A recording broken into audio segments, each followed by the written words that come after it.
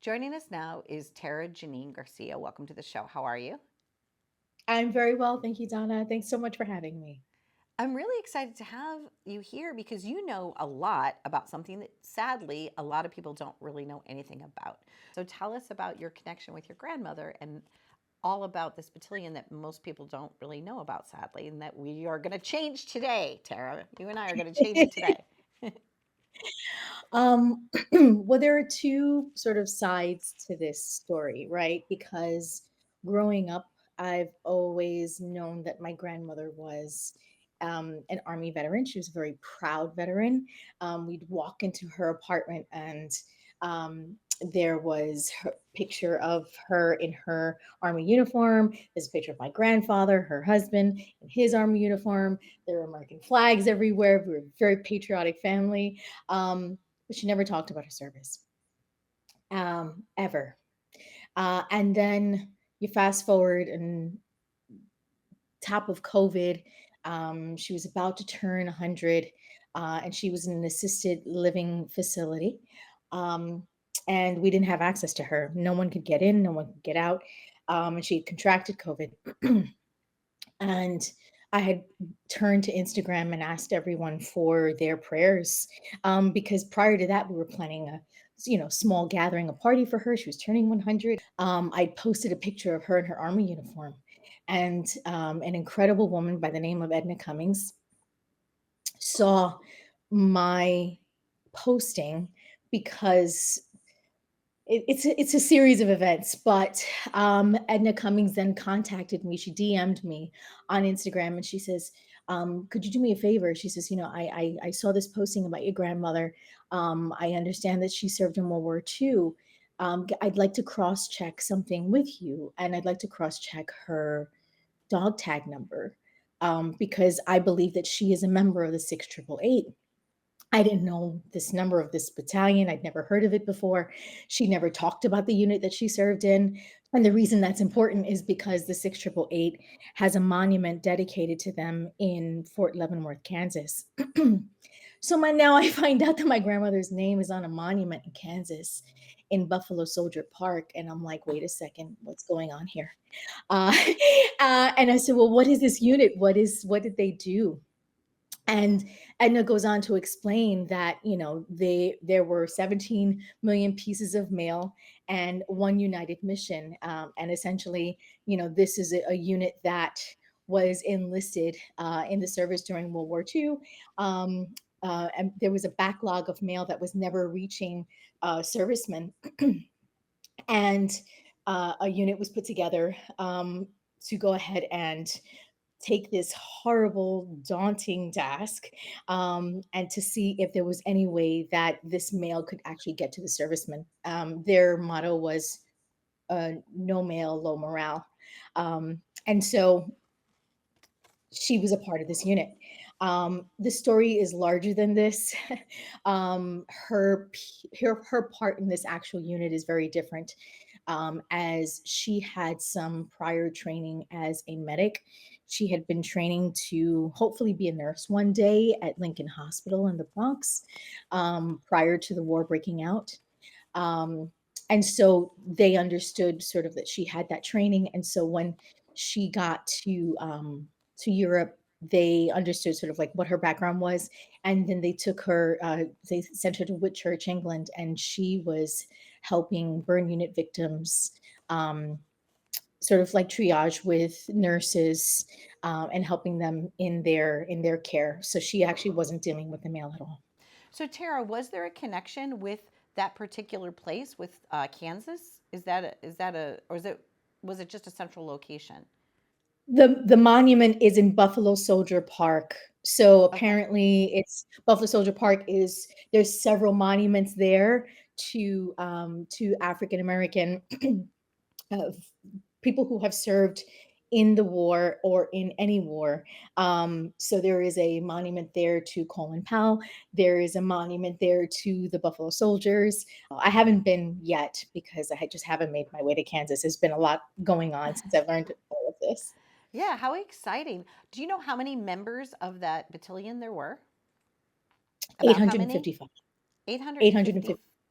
Wow. That's Yeah. absolutely amazing. So there was a backlog of mail, and there were warehouses upon warehouses upon warehouses of stacked mail from bottom from the floor to the ceiling. And think about it, right? You are a soldier's mom and you're sending a care package home to your soldier, which typically consisted of, sometimes it was a letter, but sometimes it was, I don't know, cookies or a fruitcake from home, their favorite baked good or what have you. And so, or a pair of socks, or a sock, because sometimes they were limited in the size of the packages. And so, so these packages were just piling up because there was no mail system in place to get these pieces of mail to these soldiers. So we're talking about several warehouses of backed up mail. So Okay. the 6888 went in and organized and created a system. Mind you, some of these packages only had a first name, and they had to figure out how to get Bobby or William's mail to him, and reminding everyone also too that, like, these are not static units. These are soldiers that are running around, moving from place to place throughout the war. And so matching the mail to the actual soldier was no small feat. They thought it was going to take 6 to 9 months. They did it in 3. And now there's going to be a special presentation. I believe it's on one of the major OTT networks where they're going to be doing some sort of story or documentary. Is that correct?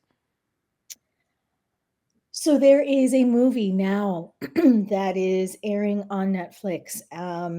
It went into theaters on December 6th, and it's available now for streaming on December 20th. The director is Tyler Perry. It stars Kerry Washington, among other people. Oprah Winfrey has a cameo in it as well. And you'll be able to stream it as of December 20th. I myself haven't seen it yet, but I'm going to special screening this Saturday finally to be able to see it. So yes, everyone will be able to see exactly what everyone has been talking about in real time, and I think he does a beautiful job in showing exactly what the battalion was about. And now that this has come to light for you, now that some of this information about your grandmother has come to light, do you think that anyone might have had an inkling about it? Um, like maybe some sort of idea about what she might have been involved in when she was there? Or do you think it was Oh, I completely a top secret? it's the thing is, their service wasn't top secret.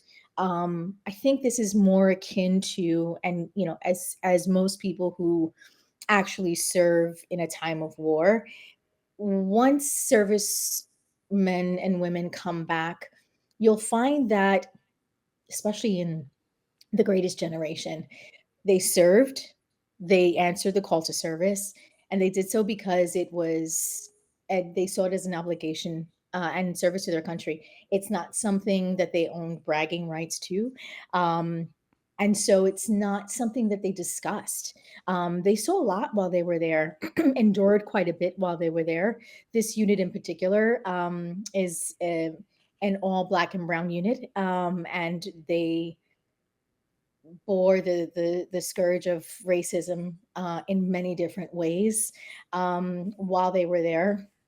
And so there's a lot that they endured. And I would beg to say, and again, in speaking to my father, his sister, my aunt, um, they did not know the extent of her service. They didn't know the details of her service. All of this came to light for them in the same way in real time that it did for me. And so yeah, she just didn't talk about it. Of the survivors, of the descendants, what is it that you're Mhm. trying to do now? Because now that you have this information, how are you trying to make a difference in the world with this? Well, sadly, there are only two left of the entire unit that are still with us today. Look, my grandmother got to enjoy some of the accolades while she was still with us. She passed away about a year and a half ago. But there's a couple of things here, right? I think it's about the bravery of these women, the fact that women of color played a huge integral role in World War II, that they showed up for a country that didn't necessarily show up for them afterwards. Um, I think is important to highlight, but just their mere existence in the war at all, I think is really important, um, because of the efforts of Edna Cummings and a lot of key humans. They were awarded the Congressional Medal of Honor, which has been awarded to very few people. George Washington was the first, and so they are heroes in many many ways. And so, for any woman, um, woman who has a dream, woman of color who has a dream, woman who is looking to serve, I think that these women are incredible role models, and just think I don't want their story to be lost. Um, I just want it to be told and to be shared. Well, as you had mentioned, obviously your grandmother loved her country. She was very proud of her service. She Yes. celebrated it every day. She knew who Yes. she was at the core of her being. She was a devoted woman, devoted to her family. She made a difference in the lives of many people, and her legacy lives on. So I'm happy for you that she is the champion that she was for many people, and that in particular, she was a champion for your father. She's a champion for you, and her legacy lives on. So it's a heart, very touching. So it was lovely to visit with you today. And so what you're hoping to do is you're hoping to kind of gather around, I guess, some support for this unit and for the people and the descendants, and just to keep their memory alive for others, right? And to set them up as a good role model for people and future generations that want to serve their country well. Absolutely. And there's a scholarship fund for the 6888. If anyone, 'tis the season of giving. If anyone wishes to donate to the scholarship effort, that would be fantastic as well. But yes, if anything, please watch the movie that's coming up. I think it's interesting. Tell the story. History is something that for all of us to learn from, and just share their incredible efforts, because I think that way it wasn't in vain.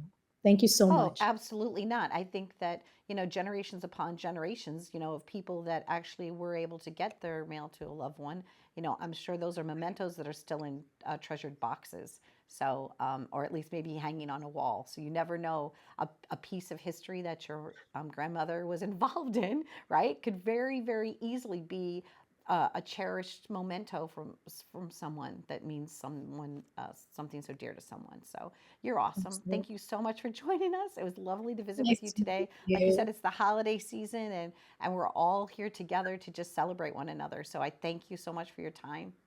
It was nice to meet you. Like, Okay. likewise. Thank you so much, Donna. Be You're well. welcome. Be well. Bye bye.